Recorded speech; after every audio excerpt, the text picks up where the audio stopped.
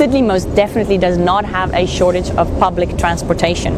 I prefer taking a bus, but during rush hour traffic, trains are definitely going to be a better option.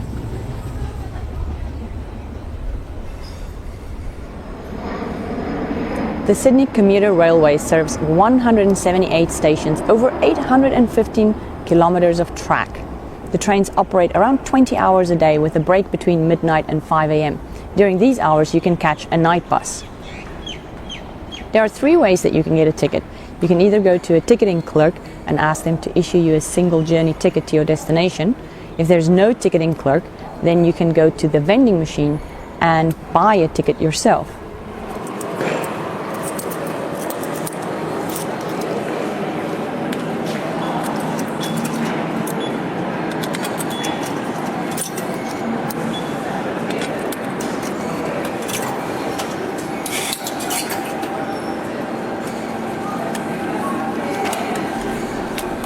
The best case scenario, in my opinion, would be to use an Opal pay-as-you-go tap-on, tap-off smart card.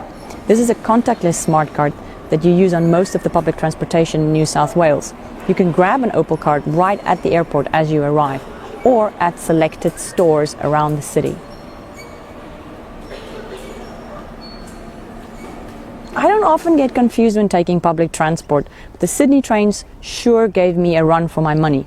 Thank goodness I had an Opal card and Google Maps, else it might have become a very long and frustrating situation. For example, I'm at a relatively small train station and I want to go to St. James's Station. I simply drop a marker on my maps and ask for directions. It gives me not only directions and options for transport of buses as well as trains, but also tells me which train, what time it will come, and which platform I should go to catch this train. That's quite important because it's quite confusing how the platforms work. In this case, I'm going to go to platform 9. Be warned though, sometimes the trains share platforms. So have a look at the display board to make sure that the approaching train does in fact go to your destination. With the Opal card, it's very easy to get on and off public transport in Sydney. Trains, ferries, buses all work on the same tap-on, tap-off system. When you get in the station, you wave your card or tap your card on the card reader and the gates will open. And when you get off, you do the same thing. The system will automatically deduct the fare from your card. However, be warned that some stations do not have clearly marked gates. They're just simply a steel pillar as you pass. Remember to tap off before you leave the station. Sydney gets quite congested during peak hours, like I've said before. So if you're traveling during those hours and you have the option to take a train, I would suggest that you do that instead of a bus.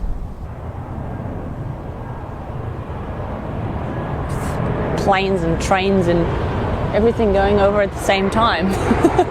Jeez.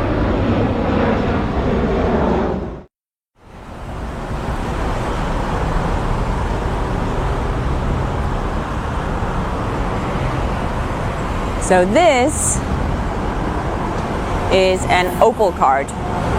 It's about the size of a credit card, and it is a contactless smart card, pay-as-you-go card, that you use to pay for just about any kind of public transportation inside of Sydney.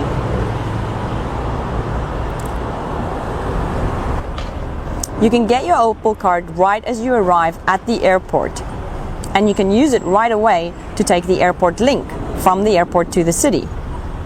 Alternatively, there are over 1,000 retailers selling it, including 7-Eleven as well as Woolworths. Some of the train stations will also have Opal kiosks where you can buy it. Or you can go online and pre-order a card. You can even register a card with your name and address.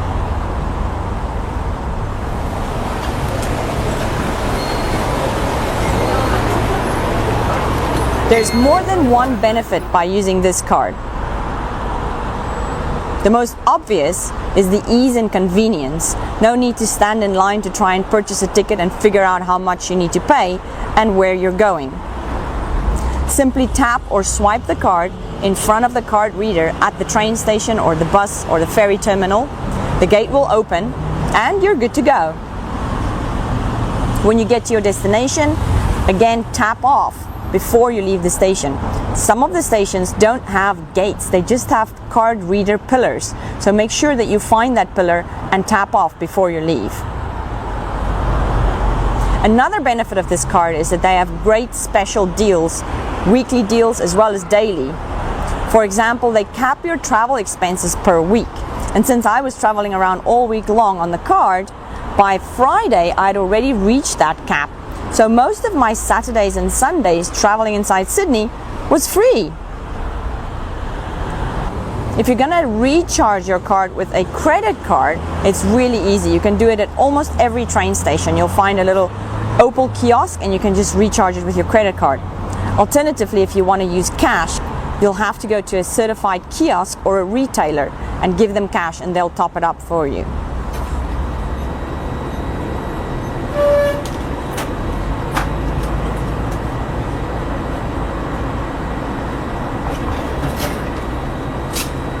Thank you. And if you're leaving Sydney and you still have money left on your card, you can also go to one of these retailers or kiosks and they will refund you the balance on your card.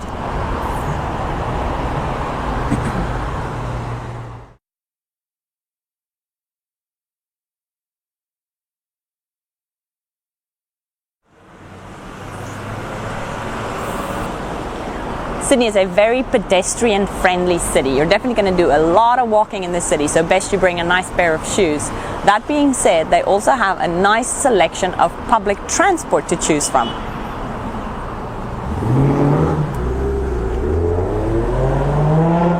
First, you have taxi cabs. Very easy and convenient and quick as long as you're not traveling in rush hour traffic. However, I find them also very expensive. In addition to the cost of traveling, there are also different rates for different times. There's also a rate for booking a taxi as well as a rate for waiting. So while I was here, I really didn't take many taxis at all. An easier and probably more affordable option to taxis would be Uber. As far as I know, Uber runs really well in Sydney and is quite convenient and easy to get from anywhere in the city. Other than taxis and Uber, there are also trains, light rails, ferries and buses. All of those use a contactless card called the Opal card, which is a pay-as-you-go card.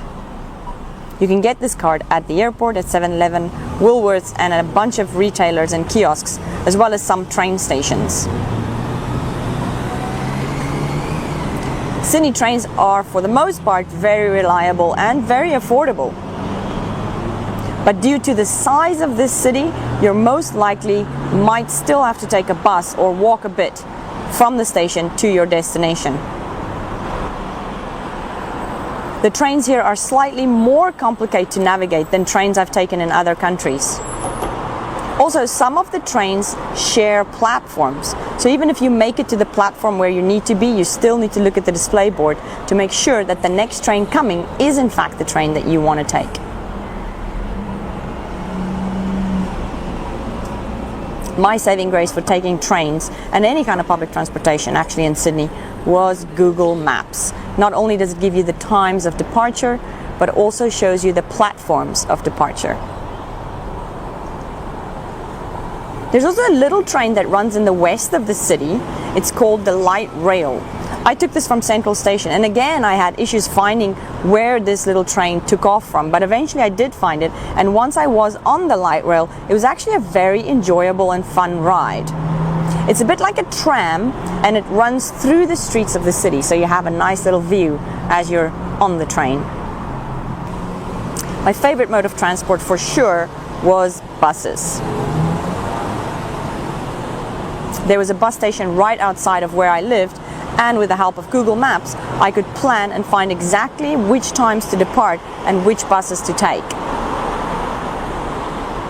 There are bus stops all over the city, and it will most definitely get you to where you need to be. During rush hour traffic, the bus might take a tad longer, but overall it was my preferred mode of transport. A ride on a bus will cost you approximately $3.